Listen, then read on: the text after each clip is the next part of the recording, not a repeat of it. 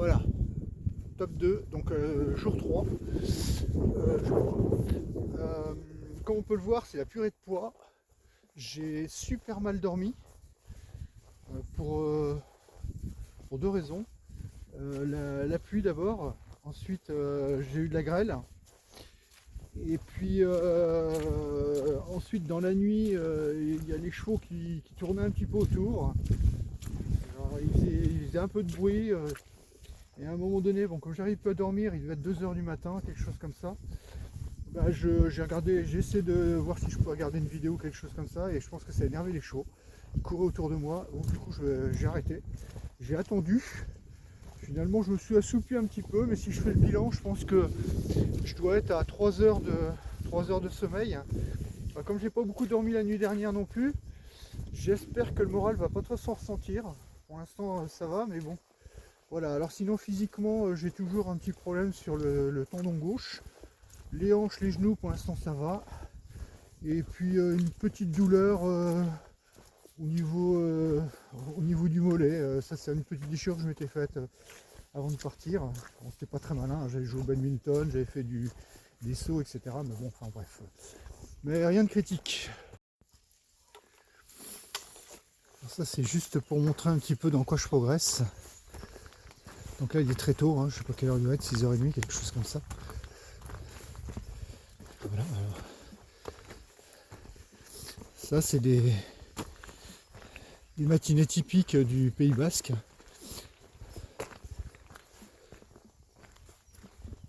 On voit qu'il y a beaucoup d'humidité et je suis pas du tout surpris quand je vois ce que je me suis pris sur la tête cette nuit. Ça n'a pas arrêté. Donc là c'est gorgé d'humidité. Ici on va pas à 30 mètres. Voilà, mais ça reste malgré tout agréable. Voilà, pas de stress, on avance tranquillement. Voilà, je suis parti, j'ai pas encore mangé. Je pense que je vais me prendre des petites barres de céréales au fil du trajet. Et je sais pas trop à quelle heure j'arriverai à Bidarré, ou même si un petit peu plus tôt je trouve de quoi me restaurer, je prendrai un super petit déjeuner. Sinon ce sera un déjeuner. Bon, enfin de toute façon tout est un peu décalé. Alors point que j'ai pas précisé tout à l'heure, c'est que en fait au niveau de l'hygiène c'est clair que c'est pas top, hein. Ça fait 3 jours que j'ai pas pris de douche. Alors j'ai des lingettes, etc., mais ça fait pas le tout. J'ai plus trop j'en ai même plus de fringues de rechange, j'en avais pas emmené beaucoup. Donc à un moment donné, il va falloir que je trouve un moyen de laver. Soit je lave, je sais pas trop ce qui va se passer ce soir. Soit je bivouac, soit j'arrive à trouver un hôtel, je sais pas trop. Ça va être très improvisé. Si je trouve pas d'hôtel, je pense que j'essaierai de laver quelques fringues dans une rivière, un ruisseau ou un torrent, que sais-je encore. Et puis il faudrait que j'arrive à me laver moi aussi. Alors j'ai tenté de le faire un petit peu hier, mais sincèrement dans l'eau froide c'est pas méga efficace.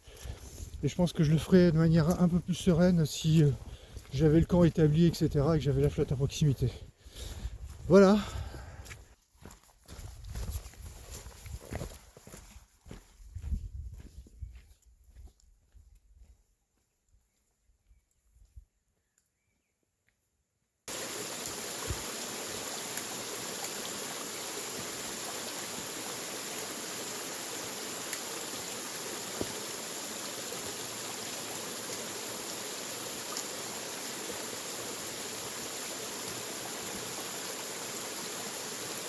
Avec nos amis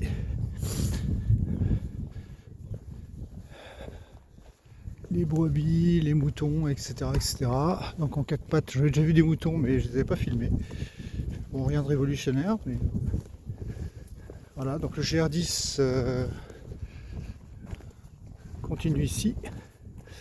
Je pense qu'il y aura une petite portion de route goudronnée et après on va replonger dans la purée de pois.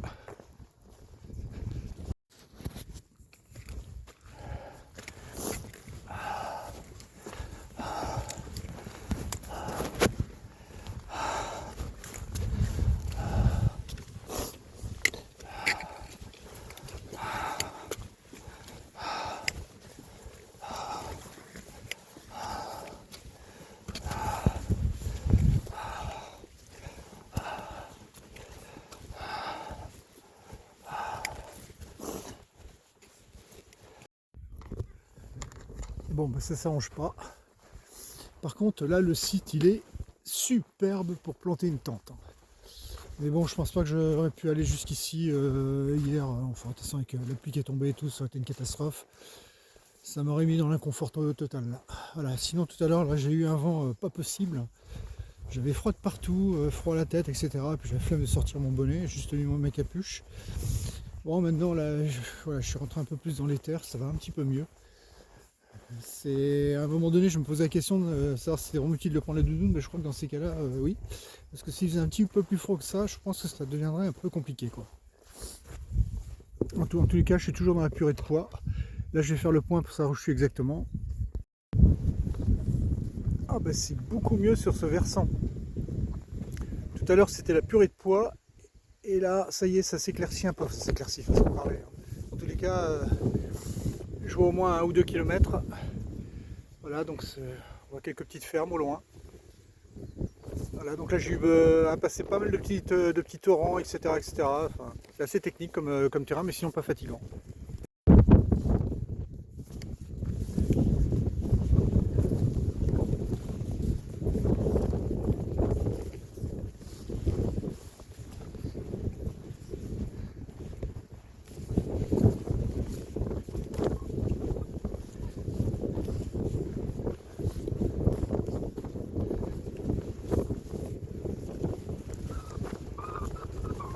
Ok, donc là il y a une descente qui est un peu technique. Alors tout à l'heure j'ai essayé de filmer cette descente là en expliquant que c'était mon premier pierrier, même si c'était pas très important. Voilà, donc là c'est un petit peu technique. Et ce que je tentais d'expliquer dans la vidéo précédente, c'est que là faut pas se louper parce qu'avec un sac, je pense qu'il fait moins de 18 kg là maintenant. Parce que j'ai quand même tapé dans la bouffe, etc. J'ai pris qu'un litre d'eau, parce que comme vous voyez là il y a de l'eau partout. Mais bon, alors comme je l'ai expliqué un petit peu plus tôt dans les vidéos précédentes, moi j'ai jamais utilisé de bâton. Et là le fait d'utiliser les bâtons, finalement je m'aperçois que il y a un côté sécuritaire supplémentaire. Parce qu'en fait vous pouvez commencer à assurer un appui avec un des bâtons. Et puis ensuite approchez votre pied et si c'est pas glissant, lâchez ce bâton là, envoyez le suivant, etc. etc. Parce que l'important dans une chute, c'est de se récupérer le plus tôt possible. Quand vous commencez à faire des embardées, après l'énergie qu'il faut pour arriver à s'arrêter, c'est vraiment très important. Il faut quand même que je fasse gaffe parce qu'à la fois, hop, voilà. Bon, je me mouille un peu les fesses au passage, mais ça c'est pas très grave. Voilà. Ouais, là effectivement, je pense que ça va être technique jusqu'en bas. Voilà, le téléphone est un peu de travers.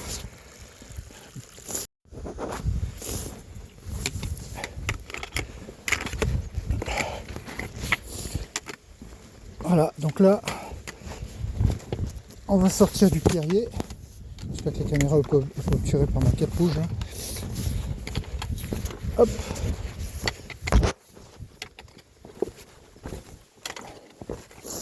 Alors là, ça c'est toujours extrêmement dangereux pour les bâtons parce que si les bâtons se mettent dans un trou coincé entre deux pierres, vous avancez, vous les cassez. Donc là, il faut être très prudent. Ça, c'est danger de mort pour les bâtons. Il faut être extrêmement prudent, j'en ai encore besoin. Voilà.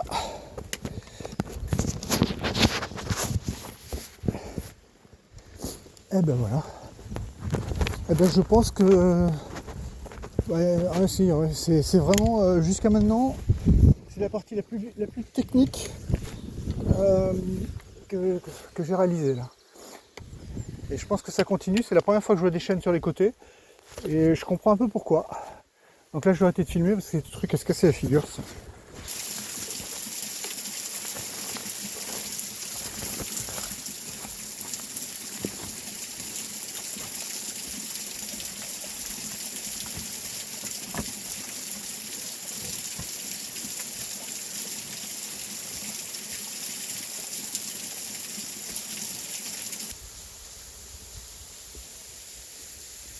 Donc voilà mon chemin GR10.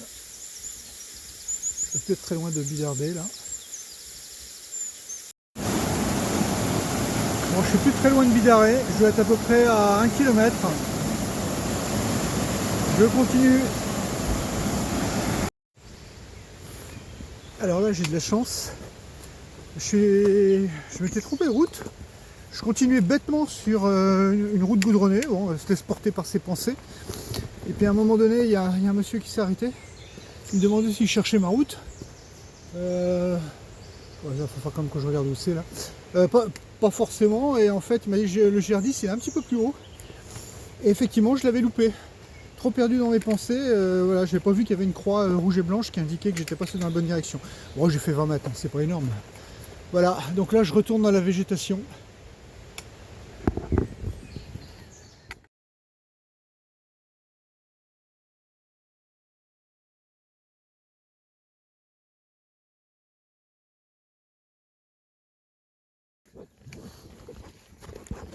Bon,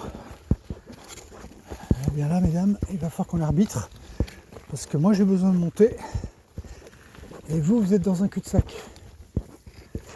Donc il va falloir que vous passiez à côté de moi, sans me faire tomber. Je sens mal le truc, je sais pas pourquoi. Je sens mal le truc.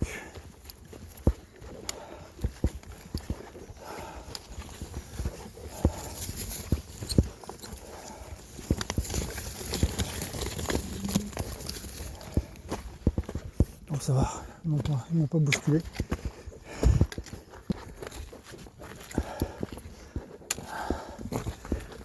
Ah, celui-ci il est dur. Après le repas, il est super dur.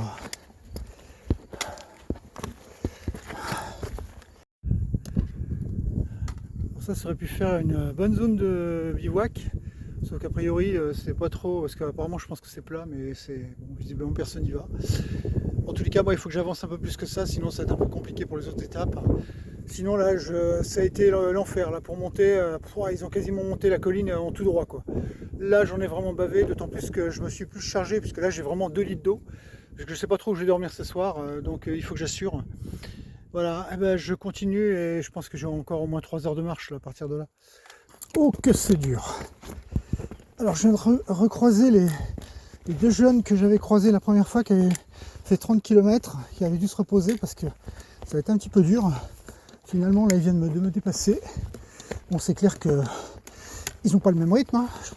Ils n'ont pas non plus le même poids de sac à dos et ils n'ont pas le même âge. Donc c'est clair qu'ils sont passés devant. Ils vont jusqu'à Saint-Étienne. Alors moi je pense que, bon, je n'ai pas bien regarder où c'était sur la carte, mais je pense que j'irai pas jusqu'à là-bas. Je vais aller jusqu'où je peux et puis après, dès peut-être 1 heure ou 2 heures avant la tombée du jour, je commencerai à chercher sérieusement un endroit pour planter la tente. Ce que j'espère, c'est vraiment être capable de la planter avant qu'il se mette à pleuvoir, sinon c'est impossible. Voilà, on est toujours dans la purée de pois. Je continue. Alors c'est dommage, j'avais cette espèce d'oiseau, tiens, on le voit un petit peu au loin là-bas, c'est tout petit sur la vidéo, mais c'est majestueux, je sais pas du tout ce que c'est. Une espèce de buse, tiens, il se rapproche un petit peu là. Il y en avait pas mal tout à l'heure au-dessus de moi là, c'est possible, mais voilà, donc là je continue. En vrai c'est pas toujours topissime, hein, mais malgré tout ça reste sympa, donc j'en plus.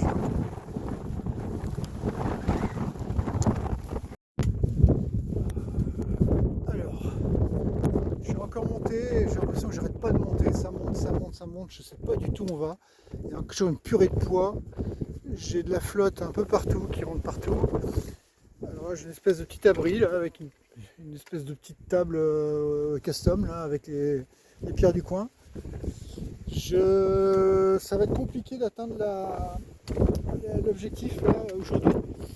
Je vais continuer, mais sincèrement c'est vraiment pas simple. Pour l'instant c'est du même niveau de difficulté, voire un peu plus que la première étape. Voilà, allez, je continue. Bon, il y a des endroits qui sont vraiment techniques. Là je crois que cette étape là je vais la mettre au-dessus de la toute première, parce que sincèrement c'est quand même assez risqué. Alors les cœurs sensibles, s'abstenir. J'ai glissé à plusieurs reprises et là c'est une bénédiction d'avoir une rampe, parce qu'avec les pieds, les rochers mouillés comme ça, Là pour le coup, même les bâtons, ça aide pas beaucoup, quoi. À la limite, il faudrait presque monter à quatre pattes, hein. Voilà, donc je continue. Je ne sais toujours pas jusqu'où je vais aller.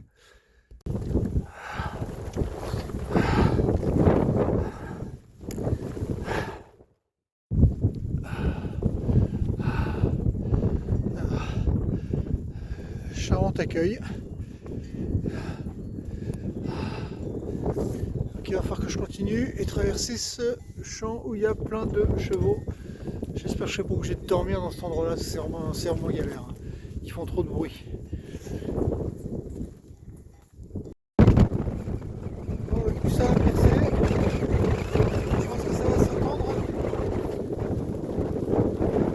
Je sais pas du tout où je vais toujours. Enfin, je suis pas sur le GRD, ça c'est sûr. Je suis 157 mètres, je sais pas si c'est le maximum. Je regarde. Et la tête, voilà un peu ce que ça donne. Je vois grand chose dans les lunettes. Voilà, ben on va continuer. Je sais pas si on tourne la cape.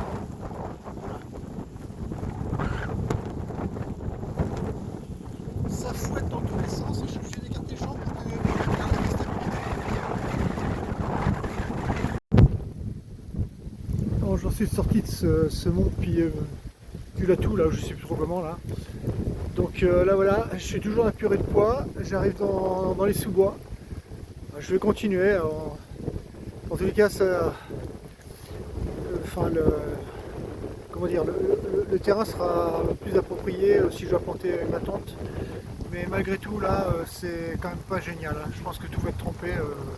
Je pense même que je sortirai même pas mon sac de couchage parce que là, ça va être la bérésine, hein. J'ai les pieds mouillés, j'ai le pantalon mouillé, enfin, tout est mouillé, quoi. Allez, on continue.